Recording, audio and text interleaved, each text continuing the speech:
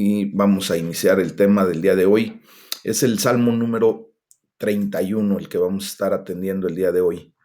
Así es que abran sus Biblias por allí, tengan a la mano su cuaderno si es que toman algún tipo de notas, que sería lo mejor, ¿verdad?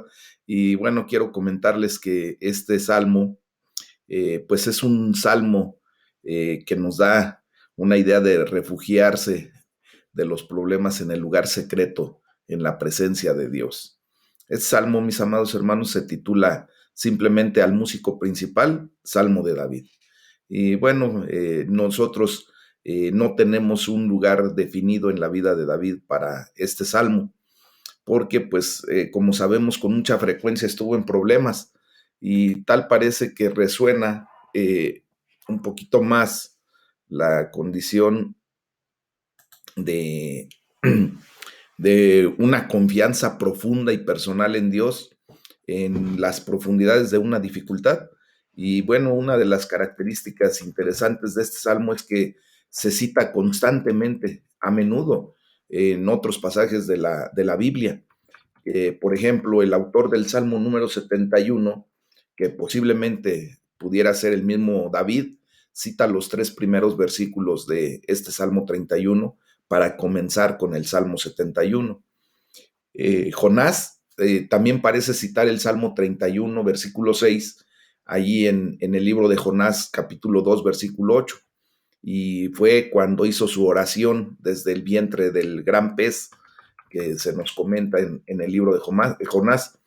También Jeremías, el profeta, citó el Salmo 31, versículo 13, 6 veces.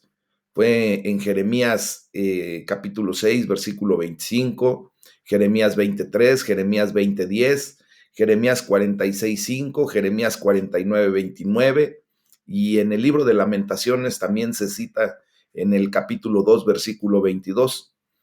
Pablo también citó el Salmo número 31, versículo 24, en la primera carta a los Corintios, capítulo 16, versículo 13. Y más significativamente, pues vemos cómo nuestro Señor Jesucristo también citó el Salmo número 31, versículo 5, en la cruz del Calvario, como sus últimas palabras antes de entregar su vida por el rescate de la nuestra. Esteban, también el primer mártir de la iglesia, pues aludió al Salmo 31, versículo 5, allí cuando estaba siendo pues lapidado en el libro de los Hechos de los Apóstoles, capítulo 7, versículo 59. Y bueno, pues vamos a ver qué es lo que realmente nos dice este hermoso salmo, que es una súplica de rescate y una confianza extrema en la respuesta de Dios. Vamos a ver cómo el salmo nos lleva en este sentido. Y en el versículo 1, pues se nos enseña a confiar en el Dios que libera a su pueblo. Y dice la palabra de Dios: en ti, oh Jehová, he confiado. No sea yo confundido jamás. Líbrame en tu justicia. Entonces, como vemos, este salmo de David comienza de una manera similar a muchos de sus otros salmos, con una declaración de confianza en Dios en un tiempo de angustia. No sabemos la naturaleza precisa o el momento preciso del problema, como les comentaba al inicio. Aparte de que se afligió severamente a David, y lo hizo desesperar, ¿verdad?, de la vida. Sin embargo, David proclamó su confianza en el Señor. Vamos a ver cómo David se siente muy afligido ahí entre los versículos del 9 al 13 de este mismo salmo. Cuando dice, no sea yo confundido jamás, pues es una audaz declaración de confianza de David que mostraba que él no se avergonzaba de invocar al Dios Todopoderoso, al Señor. Consideraba apropiado que Dios pues respondiera, ¿verdad? Jamás permitiendo que su siervo fuera confundido ante sus enemigos y adversarios. Una declaración muy correcta es la de líbrame en tu justicia. Recordemos que debido a que David confiaba en Dios, pues le pide que actuara con justicia en su favor y que lo librara. Él pidió que la justicia de Dios obrara en su favor. Y aquí entra en acción pues ese nombre que nos da una característica muy clara de nuestro Padre Celestial. ¿Ah? Simplemente Él es Jehová Sidkenu, nuestra justicia. Y bueno, fíjense que a principios del siglo XVI, un monje y profesor de seminario alemán llamado Martín Lutero enseñaba a través de los salmos. Él estaba enseñando versículo por versículo en la Universidad de Wittenberg. Y en su enseñanza se encontró con esta declaración en el Salmo 31.1. El pasaje lo confundió de repente. ¿Cómo podría librarlo la justicia de Dios?, se preguntaba este gran hombre de Dios también, Martín Lutero. La justicia de Dios, o sea, su gran justicia, pues solo podía condenarlo al infierno como un castigo justo por sus pecados, ¿verdad? Eso es lo que nos esperaríamos justamente en la justicia de Dios, válgase la redundancia. Pero una noche, en una torre del monasterio, Lutero pensó en este pasaje de los Salmos y también leyó Romanos 1:17, que dice, porque en el Evangelio la justicia de Dios se revela. Y esto es justamente lo que tenemos que hacer, mis amados, meditar la palabra de Dios. O sea, sí tener preguntas que de repente se nos vienen a la mente respecto a las declaraciones que hace la palabra, pero meditarlas y dilucidar esa cuestión a través de la misma palabra. Entonces Lutero dijo que pensó en esto día y noche hasta que finalmente entendió cuál es la justicia de Dios revelada por el Evangelio. No habla de la santa justicia de Dios que condena al pecador culpable, sino habla de la clase de justicia de Dios que se le da al pecador que pone su confianza en Jesucristo. Entonces Lutero dijo de esta experiencia, y lo cito tal cual, dice Lutero: comprendí la verdad de que la justicia de Dios es esa justicia por la cual, mediante la gracia y la misericordia pura, nos justifica por la fe. Por eso me sentí renacer y haber atravesado las puertas abiertas hacia el paraíso. Este pasaje de Pablo se convirtió para mí en una puerta de entrada al cielo. Fíjense cómo Martín Lutero nació de nuevo allí en esta revelación y la reforma comenzó en su corazón. Ese gran erudito luterano dijo que este fue el día más feliz de la vida que tenía Martín Lutero. Imagínense nada más cuando nos llega la luz, es justamente lo que necesitamos para vernos en una condición tan completa como lo que dice Romanos 5:1. Justificados pues por la fe, tenemos paz para con Dios por medio de nuestro Señor Jesucristo. Esa es la justicia que clamaba David, ¿verdad? No la justicia sin Cristo, porque la justicia sin Cristo de parte de Dios, pues es justamente la ira en contra del pecado. Y entonces allí sería algo terrible, sería de condenación. Pero nosotros tenemos la gran bendición de la justicia en Cristo. ¿Ah? Entonces, ya del versículo 2 al 4, hay una petición de rescate que se basa en la relación estrecha con Dios, en esa relación que nos lleva a la fe que ponemos en Cristo Jesús. Y dice la palabra de Dios: inclina a mí tu oído, líbrame pronto. Sé tú mi roca fuerte y fortaleza para salvarme, porque tú eres mi roca y mi castillo. Por tu nombre me guiarás y me encaminarás. Sácame de la red que han escondido para mí, pues tú eres mi refugio.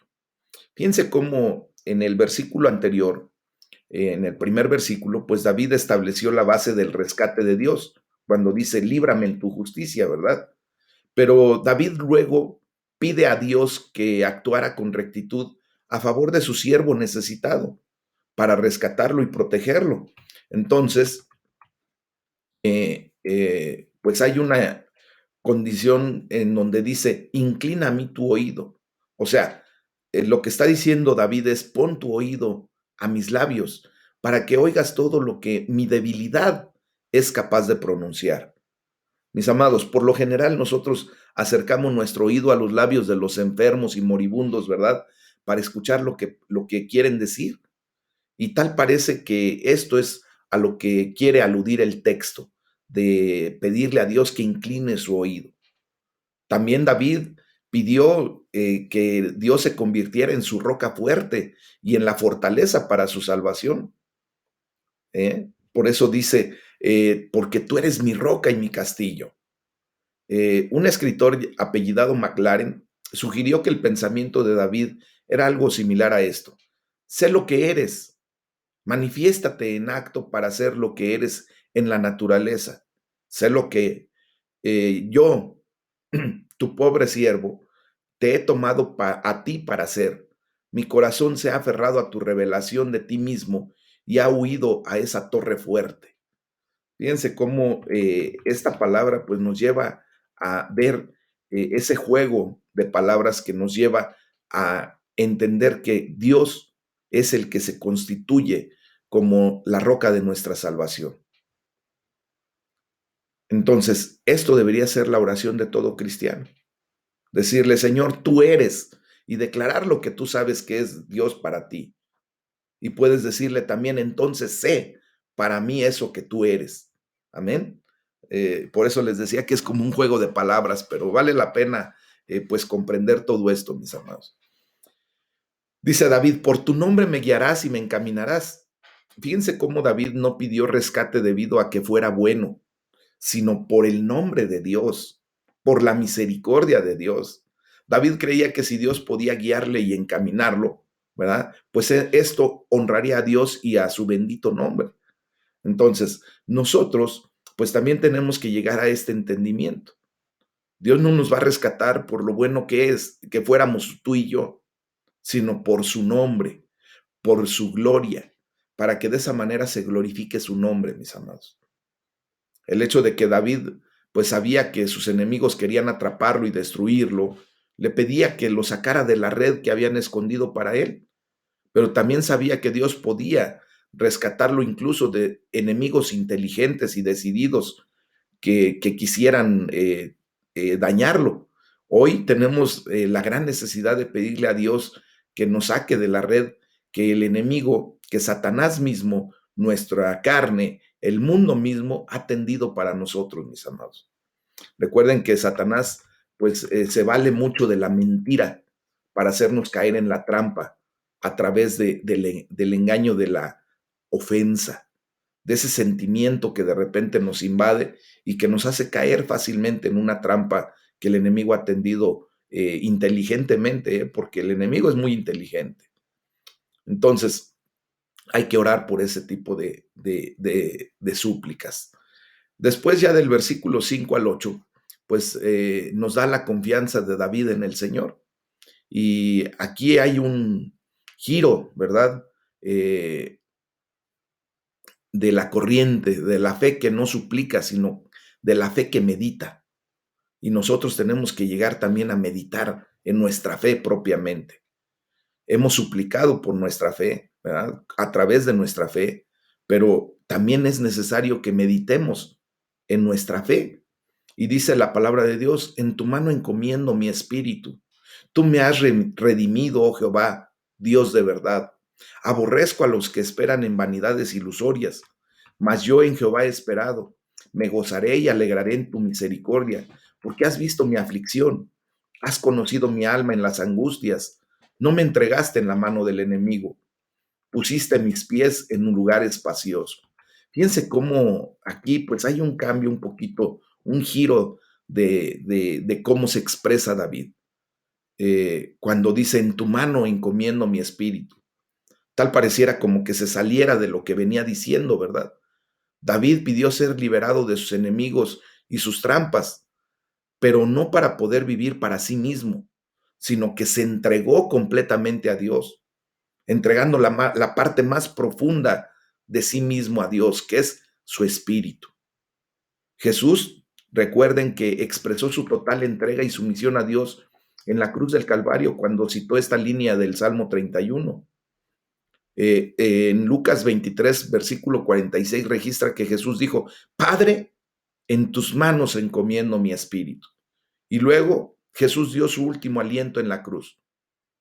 Así que no entrega abatido su vida a la muerte por destrucción, sino con conciencia triunfante al Padre para la resurrección. ¿Ah? Sin embargo, mis amados, esta entrega del alma a Dios, del espíritu a Dios, el Padre, no está reservada solo para David y nuestro Señor Jesucristo. Esteban, el primer mártir de la iglesia, como lo comentaba al inicio, pues tenía la idea de este texto en mente con sus últimas palabras cuando estaba siendo lapidado, allí en Hechos 7:59. Por lo tanto, ¿verdad? Ustedes y yo también tenemos ese tipo de declaración. En tu mano encomiendo mi espíritu. Estas palabras, tal como están en la Vulgata, tenían el crédito más alto entre nuestros antepasados, por quien eran utilizadas en todos los peligros, dificultades y aún en el artículo de la muerte. Ujú. El hecho de la declaración en latín que dice en maus tuas domine commendo spiritum meum, era utilizado por los enfermos cuando estaban a punto de expiar, si eran sensatos y si no, pues había una persona que lo declaraba en su nombre. ¿Ah? Entonces, en ese sentido, mis amados, estas fueron las últimas palabras de muchos hombres. Podemos citar a bastantes personas, a un hombre llamado Policarpo, a Bernardo, a Jerónimo, a Lutero, a muchos otros, mis amados hermanos. Entonces, nosotros debemos también, pues, considerar esto, ¿verdad? En su momento, cuando el Señor nos llame y si nos da la oportunidad de hacer una declaración profunda como esta, en la meditación que hemos tenido de nuestra fe, decirle, Padre, en tus manos encomiendo mi espíritu. Y yo creo que esto también puede ser llevado en todos los días, porque no sabemos en qué momento el Señor nos pueda llamar. Entonces, esa declaración puede ser algo que viene a dar paz y tranquilidad a nuestra vida en todo momento. ¿Verdad? También hacer el análisis de nuestra fe acerca de quién verdaderamente sentimos que nos ha redimido. David entendía que su entrega a Dios era apropiada porque Dios era quien lo había redimido. Le dice, tú me has redimido, ¿verdad? Entonces David le pertenecía a Dios tanto en agradecimiento por el rescate como en reconocimiento de lo que Dios lo había comprado, ¿verdad? Ahora ustedes y yo también tenemos que estar en esa misma condición. Reconocemos que Dios compró nuestra vida a precio de sangre, de la sangre de nuestro Señor Jesucristo. Y por lo tanto, pues nosotros le pertenecemos en agradecimiento por ese rescate. Amén. En el Antiguo Testamento, la palabra redimir, que es pada, rara vez se usa para la expiación. Principalmente significa rescatar o liberar de un problema. Entonces, la redención es una base sólida para la confianza. David no había conocido el Calvario como nosotros, la cruz del Calvario, ¿verdad? Pero la redención temporal lo alegraba. O sea, el rescate o la liberación de un problema, pues lo traía a un gozo. Y dice Spurgeon, ¿y no nos consolará aún más dulcemente la redención eterna? Las liberaciones pasadas son fuertes súplicas de ayuda presente. Eso es lo que dice Spurgeon y es verdad. Entonces, mis amados, nosotros ahora que conocemos la cruz del Calvario, pues ahora vemos ya la redención eterna. ¿Ah? No nada más una redención o un rescate o un liberarnos de un problema circunstancial o momentáneo, sino que ahora vemos ese rescate eterno de nuestras vidas. Y bueno, luego David hace una declaración muy fuerte y dice, oh Jehová, Dios de verdad. Esta es una segunda razón, mis amados, por lo que, por lo que era bueno y apropiado que David entregara su vida a Dios, porque Dios es un Dios de verdad y la verdad exige el servicio y la lealtad de todos, no solo de David, sino de todos nosotros. A David le importaba la verdad y yo creo que a ti y a mí nos importa mucho la verdad. ¿Y quién es la verdad? nuestro Señor Jesucristo. Él se vino a revelar en esa condición. Y luego dice David, aborrezco a los que esperan en vanidades ilusorias. O sea que la entrega de David a Dios significaba que también tenía que resistir el reconocimiento o la adoración de los ídolos, que son vanidades ilusorias, que no tienen poder para hablar o para salvar. Por el contrario, David podía decir, mas yo en Jehová he esperado, me gozaré y alegraré en tu misericordia, dice. Entonces, la redención y la sumisión de David a Dios no producían miseria. Él estaba feliz y gozoso. Mucho de esto se debía a que su corazón rebosaba de gratitud al pensar en todo lo que Dios había hecho por él. Realmente eso es lo que tenemos que experimentar ustedes y yo, ¿verdad? Gratitud, gozo, felicidad por el hecho, ¿verdad? De lo que Dios ha hecho por nosotros.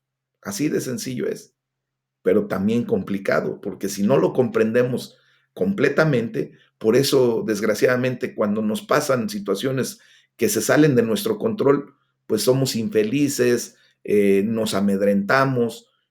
No, mis amados, tenemos que estar felices y gozosos porque Dios ha hecho grandes cosas por nosotros.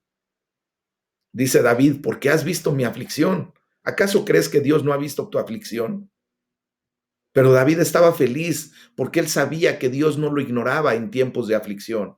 Hoy te quiero decir que tú debes estar feliz en todo momento, porque ahora tú sabes que Dios no te ignora en los tiempos de aflicción de tu vida. Dice David, has conocido mi alma en las angustias. Entonces vemos que también David estaba feliz porque sabía que Dios tenía un conocimiento profundo y sustancial de la vida de David, incluso del alma en sus temporadas de angustia, ¿verdad? Así es que esto nos tiene que llegar a lo profundo de nuestro ser, mis amados. Dice David, no me entregaste en mano del enemigo. También vemos cómo David estaba feliz porque él sabía que Dios le había contestado o contestaría su oración de ser liberado o librado del lazo del cazador, del enemigo. Dice, pusiste mis pies en lugar espacioso. David también estaba muy feliz porque Dios no solamente lo preservaba de sus enemigos, sino que Dios puso a David en un lugar de seguridad y de protección. Y por último, dice, porque has visto mi aflicción, has conocido mi alma en las angustias. Pues vemos que David también estaba feliz porque él sabía que Dios está siempre al pendiente de su vida. Esto nos tiene que quedar mucho, muy claro, mis amados. Tenemos que ser personas felices porque Dios tiene el control de nuestra vida. Dice Spurgeon, cuando estamos tan desconcertados que no conocemos nuestro propio estado, Dios nos conoce por completo. Él nos ha conocido y nos conocerá. Y dice, oh, por la gracia de saber más de Él, hombre, conócete a ti mismo. Es un buen precepto filosófico, pero hombre, eres conocido por Dios. Y ese es un consuelo superlativo. O sea, es un consuelo mayor de lo que podemos nosotros ver. Al entender que tú eres conocido por Dios, que no pasas desapercibido para Él, que Él tiene el control de tu vida y que de esa manera Él te quiere llevar a una condición completamente diferente, a una vida plena, ¿verdad? Y por eso Jesucristo fue osado cuando dijo, yo he venido para darles vida y vida en abundancia. Y digo osado porque verdaderamente es algo que tenemos que entender en una osadía de parte de Dios de decirnos que Él nos conoce de tal manera, que Él tiene el control absoluto de todo, que Él nos quiere llevar a una vida de abundancia. Y tenemos que aceptarlo y recibirlo en el nombre de Jesús. Amén. Entonces, en la segunda parte de este capítulo 31 del libro de los Salmos, vemos algo bien especial, una condición de contraste entre la angustia y la confianza. Y así es nuestra vida, ¿verdad? En Cristo vivimos esa realidad. De repente vivimos en una angustia, en una agonía, pero también vivimos en una gran confianza en nuestro Padre Celestial. Y fíjense cómo aborda este tema de la angustia y la confianza en contrastante en esta parte de este salmo. Entre los versículos 9 al 13, David describe las profundidades de su angustia y dice la palabra de Dios: ten misericordia de mí, oh Jehová, porque estoy en angustia. Se han consumido de tristeza mis ojos, mi alma también y mi cuerpo, porque mi vida se va gastando de dolor y mis años de suspirar. Se agotan mis fuerzas a causa de mi iniquidad y mis huesos se han consumido. De todos mis enemigos soy objeto de oprobio y de mis vecinos mucho más, y el horror de mis conocidos. Los que me ven fuera huyen de mí. He sido olvidado de su corazón como un muerto. He venido a ser como un vaso quebrado, porque oigo la calumnia de muchos. El miedo me asalta por todas partes, mientras consultan juntos contra mí e idean quitarme la vida. Fíjense aquí cómo David, ¿verdad? Pues está mostrando toda su angustia, una angustia que es tal pareciera como si fuera ya cuando él está ya grande de edad, ¿verdad? Eh, Le dice: ten misericordia de mí, oh Jehová, porque estoy en angustia. La sección anterior que acabamos de estudiar de este salmo, vemos cómo terminó con una tranquila confianza y con gratitud a Dios. Pero ahora aquí, en esta segunda parte del Salmo, David una vez más retomó el lamento, mostrando que tanto el descanso como la adversidad llegan al pueblo de Dios en temporadas. O sea, hay esos altibajos, ¿verdad? Dios permite que tengamos esos espirales de crisis espirituales, de crisis de fe, pues para un objetivo muy particular. ¿Por qué? Porque sin embargo, en su angustia David vuelve a poner su mirada en el Señor. Y esa es la fe. Eso es lo que Dios quiere sacar de nosotros cuando estamos en temporadas apretadas, ¿verdad? Cuando de repente sentimos que nuestra aflicción es grande. ¿Qué tenemos que hacer? Volver a poner nuestra mirada en el Señor. Cuando Dios permite que pasemos por pruebas, por necesidades, por situaciones críticas, tenemos que volver nuestra mirada a Dios, volvernos al Señor. Es como si David estuviera en una montaña rusa emocional, ¿verdad? O como si estuviera montado en una ola y fuera desde la cresta alta hasta el punto más bajo y luego de regreso a otra cresta alta. Mis amados, es así nuestra vida. Dios la diseñó de esa manera y Dios permite que pasemos este tipo de altibajos precisamente para que nuestra confianza, nuestra dependencia sea en Dios. Porque si siempre estuviéramos en un valle tranquilo, en donde no tuviéramos necesidad de clamar a Dios, pues desgraciadamente el hombre pues tendría la tendencia a ser autosuficiente, tener esa idea de ser autocomplaciente y entonces olvidarse de Dios o hacerlo a un lado. ¿Verdad? Eso es por eso que nosotros tenemos que vivir en la manera en que Dios diseñó para que siempre estuviéramos en una dependencia total al Padre Celestial. Dice David: mi alma también y mi cuerpo. Literalmente, pues en la palabra de Dios, cuerpo es el vientre, ¿verdad? Es decir, mis entrañas contenidas en mi vientre, que eran la sede de los afectos y fuentes de apoyo y sustento para todo el cuerpo, pues así el hombre completo, su alma y su cuerpo, es consumido por dentro y por fuera cuando estamos pasando por crisis, ¿verdad? Dice David: se han consumido de tristeza mis ojos. David estaba describiendo su lamentable condición en términos que parecen sacados del libro de Job, ¿se acuerdan? En donde su aflicción era física. Cuando dice Job: se agotan mis fuerzas, mis huesos se han consumido. Y la expresión poética no tiene por qué implicar que está físicamente enfermo, pero podría significar, mis amados, que su angustia mental ha minado su fuerza física hasta un punto cercano a la muerte. Yo he visto y he pasado por situaciones críticas en mi condición mental. He visto hermanos en donde, pues desgraciadamente, su mente está angustiada y de su mente pasan a la condición física. ¿verdad?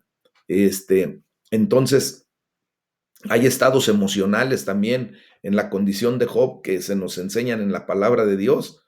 Dice, porque mi vida se va gastando de dolor y mis años de suspirar.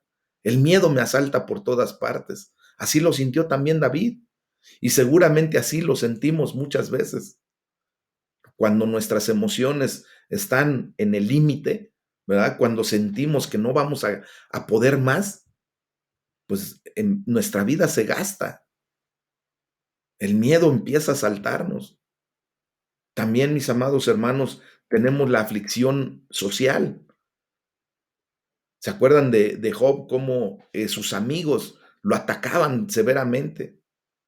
Y por eso David también hace una reflexión y dice, de todos mis enemigos soy objeto de oprobio, el horror de mis conocidos.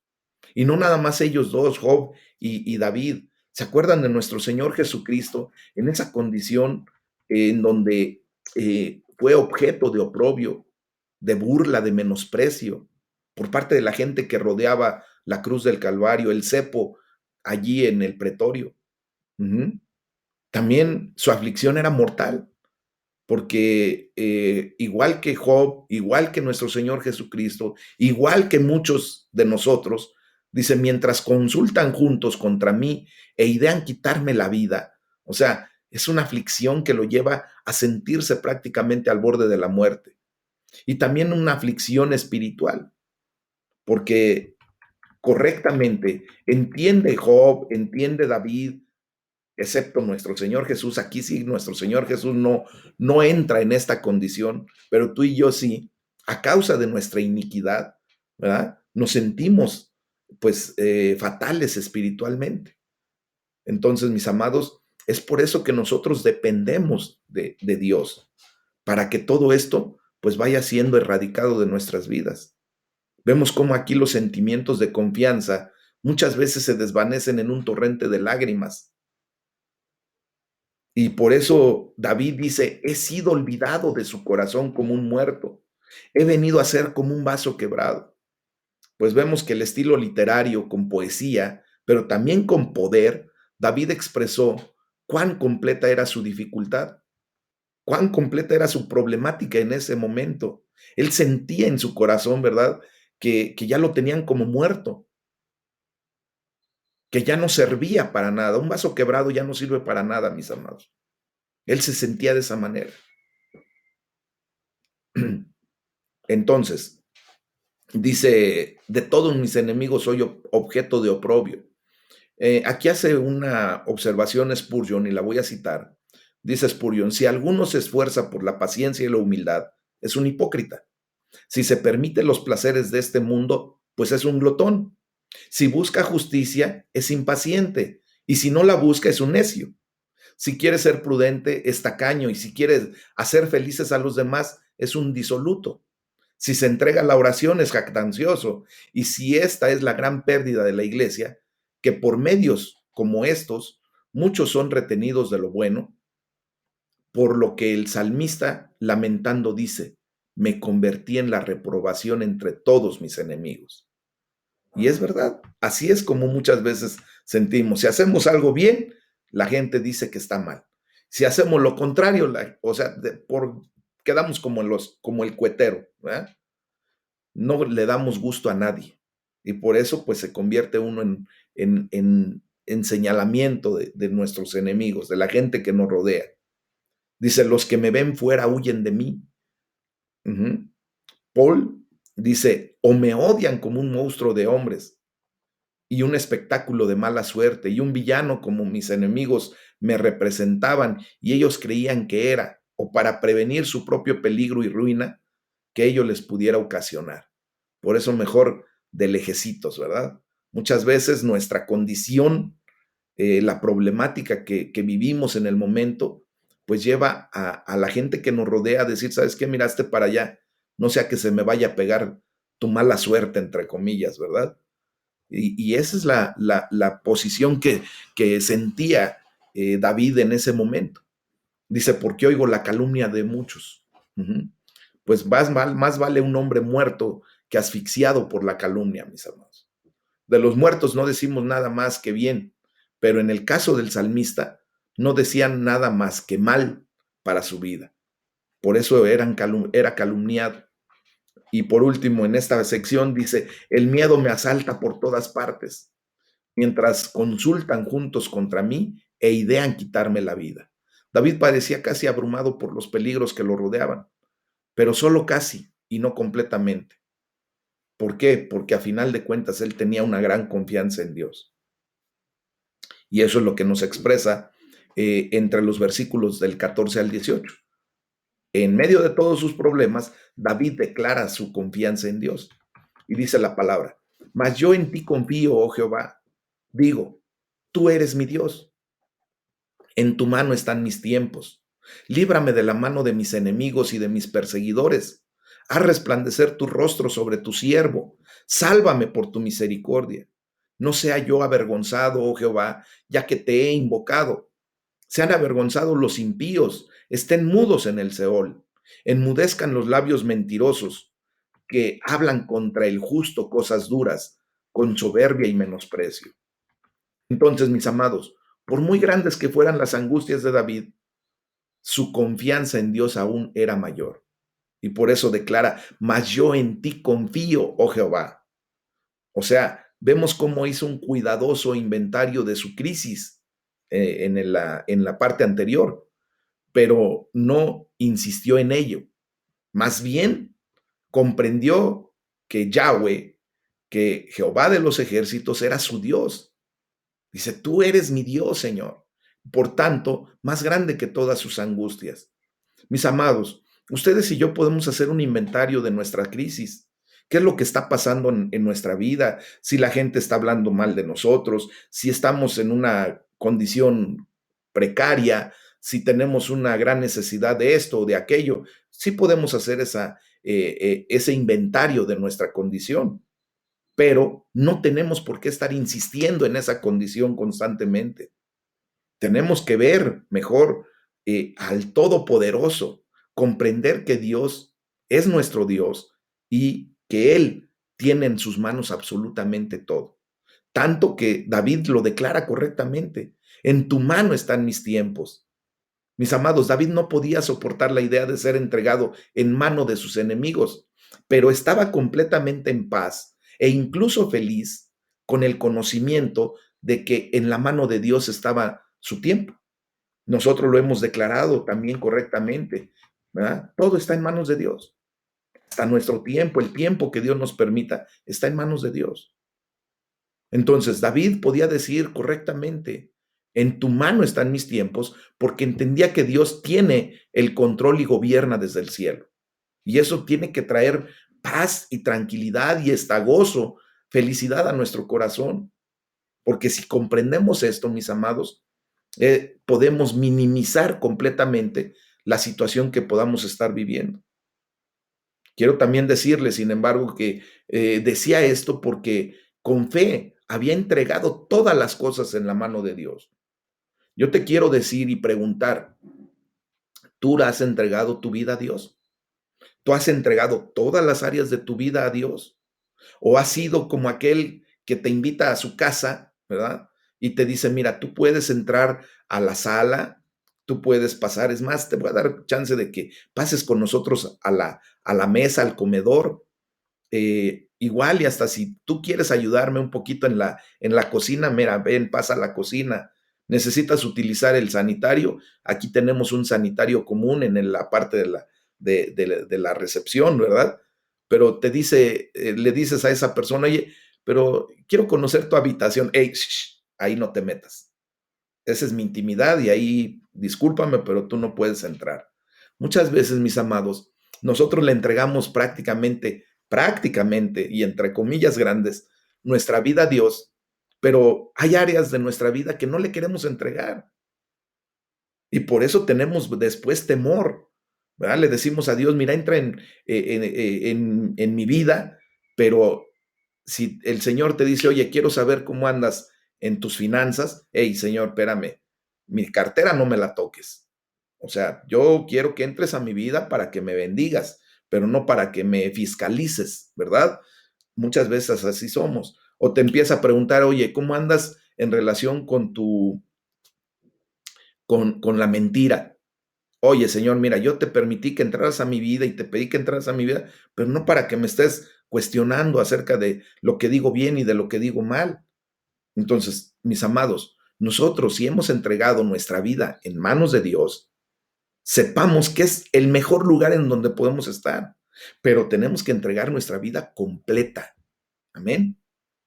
Todas las cosas, todas las áreas de nuestra vida en las manos de Dios.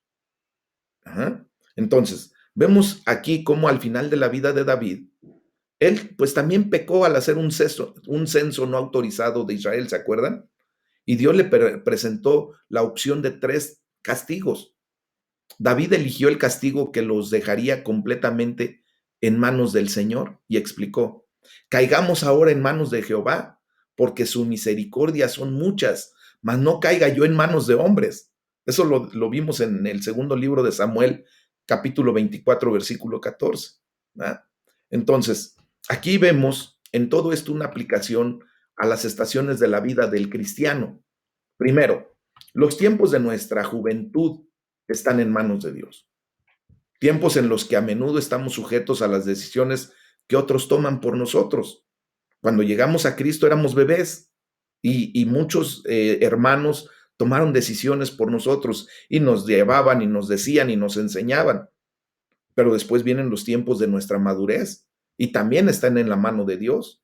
Tiempos en los que debemos ocuparnos de los asuntos de nuestro Padre Celestial y enfrentar tanto el éxito como el fracaso aparente en esos asuntos. Después vendrá nuestra edad o los tiempos de nuestra edad avanzada y también están en la mano de Dios. Cuando Dios nos cuidará y bendecirá esos días tanto como los demás días, ¿verdad? Entonces, vemos cómo es nuestro crecimiento espiritual en las manos de Dios. Amén. Entonces, mis amados, Campbell Morgan vio en las palabras mis tiempos y en todo el Salmo una alusión a las temporadas de la experiencia cristiana. Morgan agregó el pensamiento, las necesitamos a todas para completar nuestro año. Y dio este ejemplo, el otoño, y nos da el ejemplo del otoño entre el Salmo 31 del versículo 1 al 8. Y dice Morgan, con sus vientos y nubes acumuladas, pero teniendo luz de sol y un fruto dorado, aunque el aliento de la muerte esté en todas partes. Después viene el invierno, en el Salmo 31 de los versículos 9 al 13. Frío y sin vida, lleno de sollozos y suspiros. Si lo analizamos bien, así está. Después viene la primavera, entre los versículos del 14 al 18. La primavera viene con su esperanza y con su expectativa y lluvias torrenciales y destellos de sol. O sea, empieza nuevamente vida, ¿verdad? Y el verano, entre los versículos del 19 al 24. Por fin viene el verano brillante y dorado, que es el que disfrutamos todos, ¿verdad? Hasta en vacaciones. Y bueno, entonces llega el punto de que si creemos que todos nuestros tiempos están en la mano de Dios, pues estaremos esperando grandes cosas de nuestro Padre Celestial. Cuando nos encontremos en una dificultad diremos, ahora voy a ver las maravillas de Dios y a aprender de nuevo cuán seguramente Él libra a los que confían en Él. Voy a aprender nuevamente cómo Dios me va a librar nuevamente. Así debemos de verlo. Cuando David dice, haz resplandecer tu rostro sobre tu siervo, pues él tomó prestado de la bendición sacerdotal descrita en el libro de Números, capítulo 6, de los versículos 23 al 27, que declaramos ya cada fin de culto, ¿verdad? Esa bendición sacerdotal que constantemente tenemos que estar declarando sobre nuestras vidas, mis amados, pidiendo que la bondad y el favor de Dios se derramen sobre nosotros. Amén. Así lo hizo David. Así aprendamos a hacerlo. Dice David, sean avergonzados los impíos, que estén mudos en el Seol. Pues David le pidió a Dios que hiciera con sus enemigos lo que sus enemigos querían hacer con David. Dice, no sea yo avergonzado, es decir, que no se decepcionara de sus esperanzas, de la esperanza que había puesto en Dios. Y bueno, esto nos lleva a la tercera parte de este capítulo, en donde se da una alabanza, tanto pública como personal. Ya de los versículos 19 al 22, David alaba a Dios a un nivel personal y dice la palabra: cuán grande es tu bondad que has guardado para los que te temen, que has mostrado a los que esperan en ti delante de los hijos de los hombres. En lo secreto de tu presencia los esconderás de la conspiración del hombre. Los pondrás en un tabernáculo a cubierto de contención de lenguas. Bendito sea Jehová, porque ha hecho maravillosa su misericordia para conmigo en ciudad fortificada. Decía yo en mi premura: cortado soy delante de tus ojos, pero tú oíste la voz de mis ruegos cuando a ti clamaba.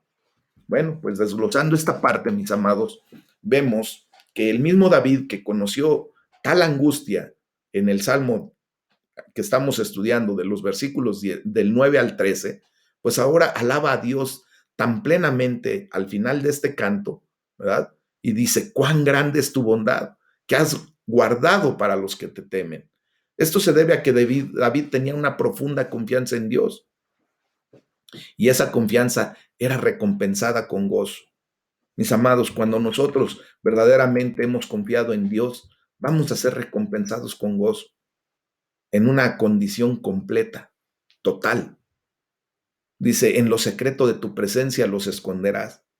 Bueno, pues recordemos que David era atacado por tantos enemigos y tantos problemas, que ahora él solamente encontraba seguridad en lo secreto de la presencia de Dios. Había consuelo y fortaleza en el lugar secreto de la presencia de Dios, en esa verdadera comunión con Dios. Por eso ustedes y yo, cada vez que nos acercamos al lugar santísimo, ¿verdad? En lo secreto de la presencia de Dios, hallamos consuelo, fortaleza, hallamos bendición. Y por eso es la invitación constante de venir a los pies de Cristo, de entrar a la presencia de Dios, buscar el rostro de Dios día a día. Démosle la gloria a nuestro Padre Celestial, porque nos está permitiendo todos los días, fíjense, cómo ha sido bondadoso, misericordioso. Todos los días nos está permitiendo entrar en su presencia, en alabanza, en adoración, en oración, en la lectura de su bendita palabra, en estos estudios, en esa relación íntima que quiere con nosotros. La gloria sea para Él, ¿verdad? Miren, hay muchos seguidores de nuestro Señor Jesucristo que desgraciadamente parecen saber muy poco de ese lugar secreto, de la presencia de Dios.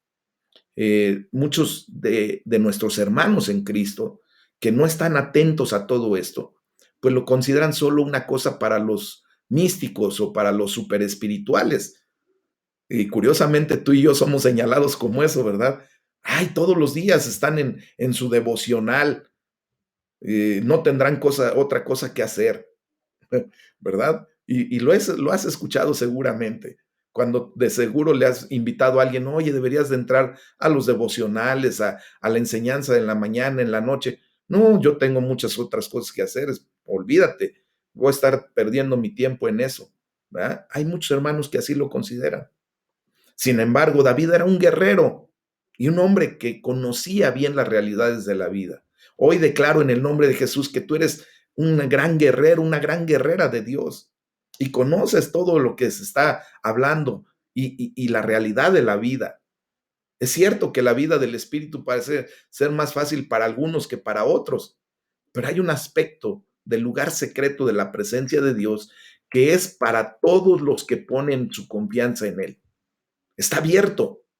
Consumado es, dijo Jesús, y se rompió el velo y se abrió el espacio, ¿verdad? Quitó Dios toda barrera para que podamos entrar con seguridad y confianza al trono de la gracia, al secreto, al lugar secreto de la presencia de Dios.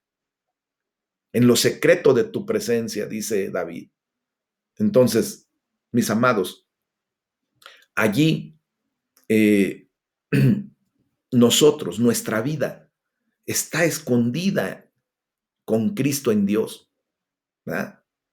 Mis amados, allí el enemigo no puede encontrarnos. Allí no puede venir el orgullo del hombre a levantarse en contra de Dios. En la presencia, en el secreto de la presencia de Dios, ni mismo Satanás se atreve a acercarse a ese escondite, a ese lugar santísimo. Entonces tenemos que estar allí, ¿verdad? Por eso David decía de la conspiración del hombre, los pondrás en un tabernáculo a cubierto de contención de lenguas. Bueno, pues la presencia de Dios es tan segura para David que encontraba refugio no solo de la conspiración de sus enemigos, sino incluso de los ataques de sus palabras, ¿verdad? De esa contención de lenguas. David dice, decía yo en mi premura, cortado soy de delante de tus ojos. Bueno, pues recordemos que al principio de su tiempo de angustia, David se apresuró a decir y sentir que Dios lo había olvidado, y que ya no lo veía con favor. Sin embargo, cuando David clamó a Dios, él oyó la voz de los ruegos de David.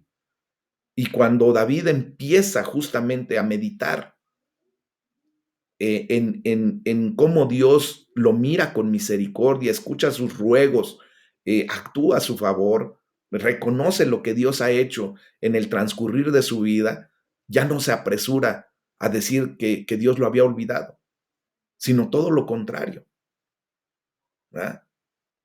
Empieza a declarar justamente lo que Dios ha hecho por él. Y esto lo lleva a hacer un llamado para que todo el pueblo de Dios lo alabe. Y eso nos lo muestra en los versículos 23 y 24. Y dice la palabra de Dios, amen a Jehová, todos ustedes sus santos. A los fieles guarda Jehová y paga abundantemente al que procede con soberbia. Esfuércense todos ustedes los que esperan en Jehová y tome aliento su corazón. Fíjense cómo la experiencia de David con Dios no podía mantenerse en secreto. Él tenía que usar lo que Dios había hecho en su vida con motivación y lección para exhortar a todos los santos de Dios a amar a Jehová. Eso es lo que tenemos que vivir. Cuando nosotros hemos experimentado la bondad de Dios, la presencia de Dios en nuestra vida, no podemos mantener en secreto eso. Tenemos que declarar, tenemos que dar testimonio, mis amados. Tenemos que ser motivo para otros. Tenemos que darles lecciones a otras personas de venir a los pies de Cristo y amar a Dios por sobre todas las cosas. Entonces vemos aquí cómo el salmista ha estado absorto en sus propios problemas hasta este momento, pero el agradecimiento expande su visión y de repente hay con él una multitud de compañeros dependientes de la bondad de Dios y que empiezan a alabar a Dios como solamente Él lo merece. Tiene hambre solo, pero se da un festín en compañía de todos los demás. Spurgeon dice al respecto, necesitamos, si somos llamados los santos del Señor, que se nos exhorte a amarlo. Y lo hace como una pregunta. Y dice Spurgeon, si es así, qué vergüenza. Y lo hacemos. Estoy bastante seguro, dice Spurgeon. Así que avergoncémonos de que alguna vez sea necesario que nos llamen a amar a nuestro Padre Celestial, a nuestro Señor. Mis amados, ¿se han dado cuenta de cómo nuestros hermanos de la alabanza muchas veces yo veo que se desgañitan? De verdad, por favor, alaben a Dios, exalten su nombre, levanten sus manos, alcen un cántico nuevo. Y muchos hermanos desgraciadamente están por allá lejos, quién sabe a dónde anden. Su cuerpo está ahí físicamente, pero ellos perdidos en el espacio. Qué triste es, qué vergüenza debe darnos cuando alguien nos tenga que decir, hey, ama a Dios, alábalo, exalta su nombre, bendícelo. ¿Ah? Sí, es verdad, mis amados. Un alma que realmente ama a Dios no carece de razones para amarlo. Dios nos da muchas razones para amarlo.